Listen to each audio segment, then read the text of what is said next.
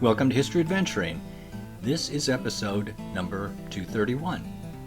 I'm Brad Hall, and today we're spending stolen money in old-time Phoenix.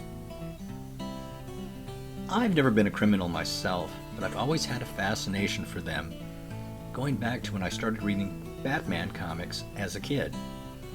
And more often than not, the criminals were motivated by money, which they would steal.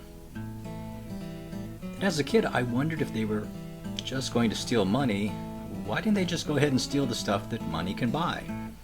I mean, why would they steal enough money to go buy a car and not just steal the car itself? In the course of a long life, I've pondered this, and I think I'm beginning to understand the answer. Let's go back to old-time Phoenix and steal some money.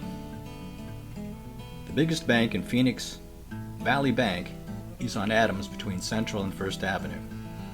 My plan is to walk in there, say, "Stick 'em up," and have them fill the bags with money while you wait outside in the getaway car. I recommend that you double park and keep revving up the engine. When you see me run out, hit the throttle and hightail it. And this is where my imaginary story gets stuck for me. Speaking for myself, if I were suddenly to find myself with a large amount of money, especially cash, I would go find the best bank in town, deposit it there, have them guard it, and withdraw what I needed as necessary. So, for me, I would just have to loop back around and to drop me back off at the Valley Bank to open an account. And I suppose I'd win the award for dumbest criminal when they recognized me from 10 minutes ago. Of course, the correct thing for a criminal to do is to get out of town.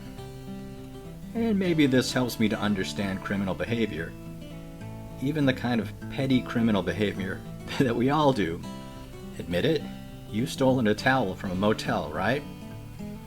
I never have, not because I'm some sort of angel or anything, it's just because I have plenty of sandpaper here, and the places I've been able to afford to stop at don't have towels worth stealing. Of course, criminals don't always have to leave town. Many times they stay put and just prey on victims that they consider deserving of being victimized, like out-of-town visitors, or maybe rich people, or wealthy companies.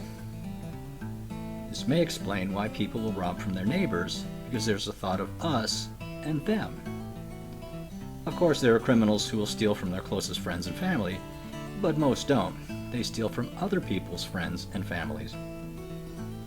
That may explain why criminals like to steal money, because they can pay for things, like a meal at their brother-in-law's restaurant, and maybe leave a generous tip. They could, of course, just go in there with guns a-blazing, grab some meatloaf, but it probably wouldn't go over too well with the wife when she found out about it. Speaking for myself, I've never been tempted to be a criminal. I wanted to be Batman when I was a little kid, then Captain America, and then all of the heroes who stood for justice.